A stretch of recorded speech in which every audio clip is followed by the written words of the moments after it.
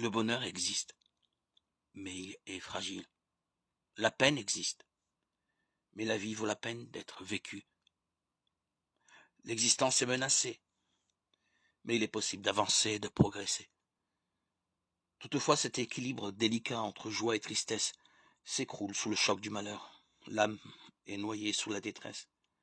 La prière devient lamentation. Psaume 88.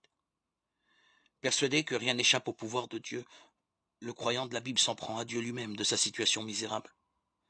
La révolte contre Dieu si fréquente dans la Bible est un cri de la foi. Se révolter contre ce qui arrive et qui est si injuste, si absurde, si scandaleux, ce n'est pas crier dans le vide, c'est en appeler à quelqu'un qui a promis la justice, l'amour et la vie. Où sont donc tes promesses?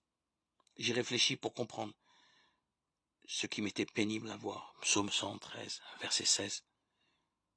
La Bible est le témoignage de l'immense effort de tout un peuple pour comprendre ce qui lui arrive, ces épreuves effrayantes qui tombent sur lui. Certains dans le peuple d'Israël ont conclu: il n'y a pas de Dieu, psaume 10, 4. Ce qui veut dire Dieu oublie. Sa face est cachée, il n'y voit jamais rien. Psaume 10, 11. Le croyant ne renonce pas à chercher. Pourquoi le Dieu de l'Alliance semble-t-il si lointain? Beaucoup de pages de la Bible répondent: nous avons péché et Dieu s'est éloigné de nous. Genèse 42, 21. Aujourd'hui encore, il se trouve des gens pour penser le malheur est une punition du péché. Certes, les hommes payent souvent pour les fautes commises, les leurs, mais aussi, hélas, pour les fautes des autres.